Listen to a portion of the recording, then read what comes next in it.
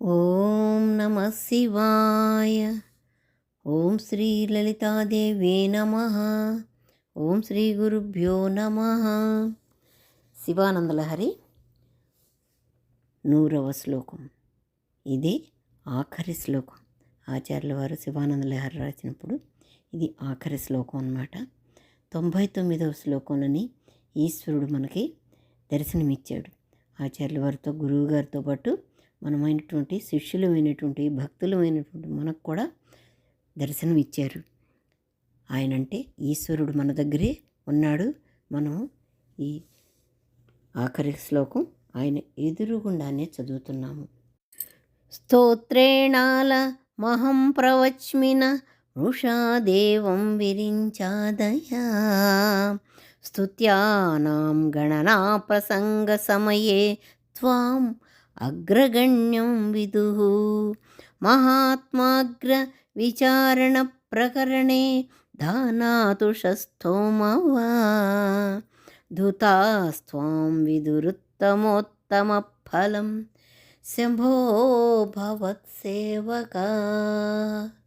ఈ శ్లోకంలో కూడా శంకర భగవత్పాదుల వారు అందరి దేవతల కంటే ఈశ్వరుడే ఆదిదేవుడు, ప్రథమ పూజార్హుడు, ప్రథమ పూజ ఈశ్వరుడిదే, ఆది దంపతులదే అని చెప్తూ తాను అన్ని శ్లోకాలు రాయగలిగాను అని చాలా సంతోషించారు. సంతోషంగా చెప్పగలిగారు. ఇది నిజం, నేను రాసేసాను. ఎంత అంటే రాయగలను లేదు అని గురువుగారికి అనిపించిందేమో. నేను రాసేసాను, నాకు భగవంతుడు కనపడ్డాడు అని చెప్పి శంకరాచార్యుల వారు ఈ శ్లోకంలో ఎంతో సంతోషంగా చెప్తున్నారు. స్తోత్రేణాలం అహం ప్రవచ్మిన వృషా అంటే ఈశ్వర, నేను ఈ శివానందలహరి పూర్తి చేసేసాను, 100 శ్లోకాలు రాసేసాను. ఇది నిజం, నేను సత్యమే చెబుతాను, అబద్ధం చెప్పను అని ఆనందంతో ఈశ్వరుడు చెప్తున్నారు. మనం చూడండి, ఏదన్నా పని అవుతుందో లేదో అనుకున్న సమయంలో కనుక అయ్యిందంటే మనం ఎంత ఆనందంగా చెప్తాం. ఎక్కడెక్కడో ఉన్న వాళ్ళందరికీ కూడా ఫోన్లు చేసి మా పని అయిపోయింది అని చెప్తాము. అలాగే ఏదైనా మొక్కుకున్నా కూడా వెంటనే తీర్చడానికి ఉత్సాహపడతాం. అట్లాగే ఈ శివానందలహరి అయిపోయింది అని చెప్తూ ఆయన శంకరాచార్యులు చాలా సంతోషించారు. నేను నిజం చెప్తున్నానయ్యా, నేను 100 శ్లోకాలు రాసేసాను అని చెప్తున్నారు. దేవా విరించాదయా, విరించి అనగా బ్రహ్మ మొదలైన దేవతలందరూ కూడా స్తుత్వానం గణానం ప్రసంగం సమయే త్వాం అగ్రగణ్యం విదుః. ఈ స్తోత్రాలు చేయాలి అని గనక అనుకుంటే అందులో ముందుగా నిన్నే పూజించాలి. ప్రథమ పూజార్హుడివి అని, అగ్రగణుడివి అని అందరికీ తెలుసు. అయినా స్తోత్రాలు చదవాలన్నా కూడా, ప్రసంగ చేయాలన్నా కూడా, పారాయణలు చేయాలన్నా కూడా ముందర నువ్వే అగ్రగణుడివి, ముందు నీ పూజే చేయాలి, శివ పూజ మాత్రమే చెయ్యాలి ముందు అని అందరికీ హరిహరులే చెప్పారు. మహాత్మాగ్ర విచారణ ప్రకరణే ధానాతుషస్థోమవతో ధూత అదొకటి చూడండి. త్రికాల జ్ఞానులు, త్రిలోకాధిపతులు, సృష్టి స్థితి లయకారకులను బ్రహ్మ విష్ణు మహేశ్వరుల్లో ఎవరు గొప్పవారు అనుకుంటే నీవే ప్రథముడివి, మహేశ్వరుడే ప్రథముడు అని చెప్తున్నారు గురుగారు. అంతేకాదు, ధాన్యాన్ని చేటలో పోసి ఎగరేస్తే పొట్టు విడిపోతుంది, అంతా ఎగిరిపోతుంది. దూత అంటే అది ఎగిరిపోతుంది.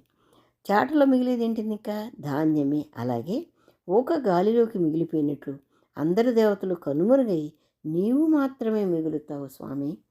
మిగతా వాళ్ళు దూత, గాలికి పోతారు.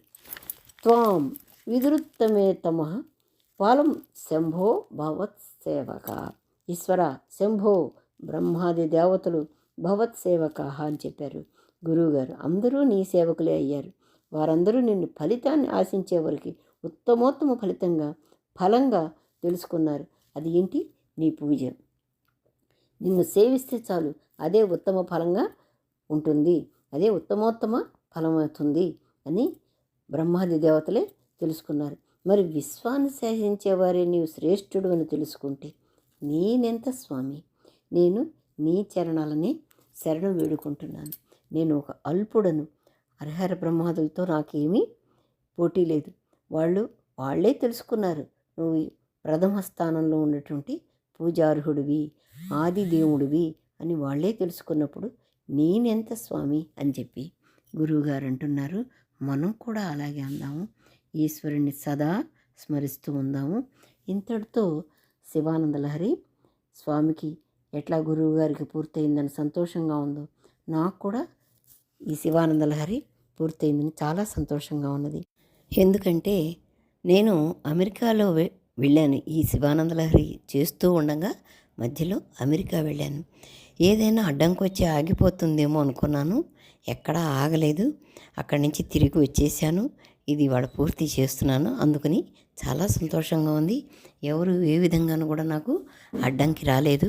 కాకపోతే మధ్యలో ఏమైందంటే ఆ టైమింగ్స్ అటు ఇండియాకి అటు అమెరికాకి ఆ టైమింగ్స్ని బట్టి 2 రోజులకి పెట్టాల్సింది 3 రోజులకి 4 రోజులకి అలా నెమ్మదిగా పెట్టుకుంటూ వచ్చాను.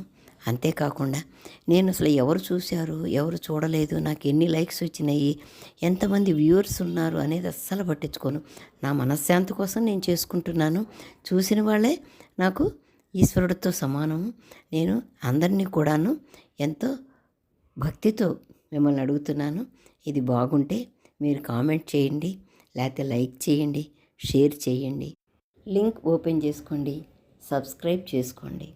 ఇందులో నేను ఇంతకు మునుపు సౌందర్య లహరి, కార్తీక పురాణం, భజ గోవిందం పాడి దానికి అర్థాలు కూడా చెప్పాను.